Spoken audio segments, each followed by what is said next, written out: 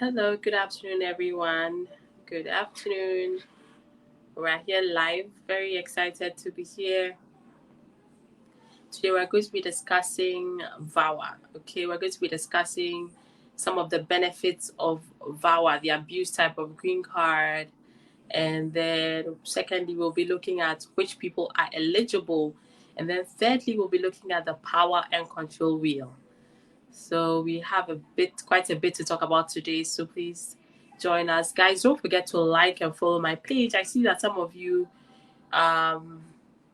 need to just click that like button on the page. For some reason, it's there, but you haven't yet clicked it. You've been invited. So please make sure you like and follow my Facebook page, the Law Office of AK Puku. All right, guys, so let's start with some of the benefits of VAWA. Normally, and of course, as usual, please drop me your comments where you're watching from and let me know you guys are watching. So normally, if you want to get a green card through an adjustment process, you should have been admitted and inspected, okay? Not being admitted and inspected is usually a bar to an adjustment process. So this means that you should have come through a port of entry. So if you came through the airport, then there should have been a CBP, a Customer Border Protection Officer, who would inspect you and then admit you into the United States. That's the process known as admission and inspection. I've been down with a really terrible cold, so I'm sure you can hear my that I have some that I'm talking through my nose. Okay, so you should normally be inspected and then admitted into the US. If you don't go through that, you're known as EWI, entry without inspection. That's how you came in. And normally persons who EWI are unable to adjust their status. So if you came into the US without being inspected and admitted, even if you find somebody who's a US citizen and you get married to them, it's very, very difficult for you to actually adjust your status unless you leave the US and try to come back. And when you leave, of course, the bars are applicable. But when it comes to VAWA, even if you enter the US without being admitted and inspected, you will normally be able to adjust your process even without having to leave the US to the country where you came from. That's the first benefit. Secondly, if you are out of status, okay, so if you say you came on a B1 or a B2 visa and you are out of status, you still will be able to adjust your status through VAWA. So this means that you're out of status, you can still file a VAWA application and get a green card without having to leave the United States. Okay, and then the third thing is one of the other benefits is that if the VAWA application is approved, you get a 10-year green card. And once you get a 10-year green card through the VAWA application, you can actually become, you qualify to apply for US citizenship after 3 years of having the 10-year green card. Of course, you also get a work permit, a travel permit, and deferred action, meaning that you will not be deported pending the adjudication of the VAWA application. Okay, so those are some of the benefits of the VAWA application. I mean, the 10-year green card alone is really massive. That is a real golden ticket. So now let's talk about which people are eligible to file this type of application. Guys, drop me your comments. Let me know you guys are watching me. So the first people are if you are a US citizen spouse or you are the former spouse of a US citizen. So if you are married to a US citizen or you were married to a US citizen, you can file for VAWA. Of course, if you were abused or subjected to extreme cruelty. Okay, so battery or extreme cruelty. If you were the victim and this abuse was committed by your husband or your wife who's a US citizen.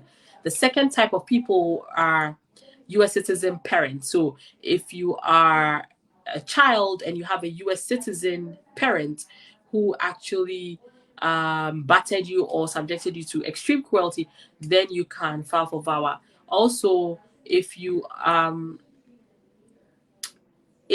the abuse was committed by a US citizen's son or daughter, then and then you're a parent who is undocumented, then you can apply for VAWA. So let me give you an example. So let's say you came into the US and then you overstayed your visa, and then you became undocumented, and then down the line you gave birth.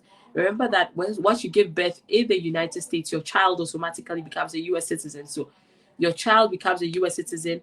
They're now above 21 years old, and you, the parent, you're undocumented. And then the US citizen children or sons and daughters, or son or daughter, is subjecting you, the parent, to extreme cruelty or battery, then you can file for VAWA. Okay, because the abuse or extreme cruelty is being perpetrated by your US citizen son or daughter. And then if you are a lawful permanent resident spouse, meaning that your spouse, your husband or your wife is a green card holder, and then they abused you, you can file for VAWA. And also, if the abuse is committed by your mother or your father, who are green card holders, then you also can, of course, file for VAWA. So those are people who are eligible to file the VAWA application. Okay, now let's talk about the power and control wheel. We won't be here for too long. Actually, we've covered 2 topics just now. As usual, we're trying to keep it short and sweet. So the power and control wheel talks about, abuse. Again, how you can prove extreme cruelty for your VAWA application. So we'll talk about just a couple of them today, and then we'll continue later. So the abuser should intend to actually control and diminish you, meaning he just wants to control and dominate and make you feel less and invaluable, like not invaluable and not valued. Okay, he wants to make you feel not valued or worthless.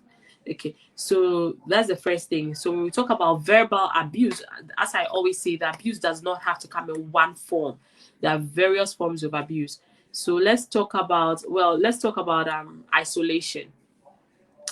With isolation, the abuser intends to actually separate you from your family and friends.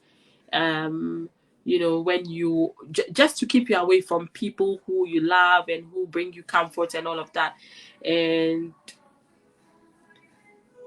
yeah, he wants to also separate you from things that you enjoy doing. So he wants to take you away from those things. So when you're working, driving, at church, or other normal activities, he doesn't like it. He wants you to be isolated without those things that give you comfort or give you some sense of security, or those things that are like your security blanket. And then let's talk about financial control. With financial control, he'll take all your earnings, for example. He controls your savings, controls your money, and then tries to actually dictate to you how you should use money that you've earned, or even sometimes the family money becomes just for him, and he prevents you from having access to it. Okay. Oh my goodness, guys, I think I have to go. My flu is just crazy and terrible. But I think we've been able to cover quite a bit today. We've talked about the benefits of VAWA. We've spoken about who is eligible. And then lastly, we've spoken also a little about the power and control wheel.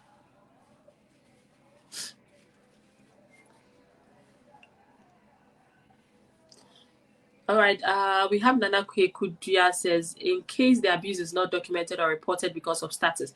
Yes, that's something that's really common with a lot of VAWA applicants. We realize that they do not report, and they don't document it. So they don't call the police when the abuse is happening, because of course they are scared that they are out of status and all of that. So those are things that immigration is aware of, USCIS is aware of. And so in those cases, in those kinds of cases where we don't have very solid documentary evidence of the abuse, we will rely on other types of evidence, like the testimonial evidence of the abuse victim, or of the applicants. People don't like to be referred to as abuse victims because most people don't think they're abuse victims. So of the applicant, so the affidavit or personal declaration of the abuse victim would normally have to be extremely detailed, be specific. If it lacks specificity, then USCIS would say that you're trying to be evasive, and it would lack credibility. So in those cases where you don't have a lot of documentary evidence proving the abuse, then we would rely on other types of evidence like the affidavit or the personal declaration. All right, people. So I just passed by to discuss the benefits of VAWA, which people are eligible to file VAWA, and an aspect of the power and control wheel. Guys, call me on 802-7800-564 if you need my help, and I'll be happy to assist you. I'll see you guys soon. All right, so stay safe and be blessed. Take care. Bye.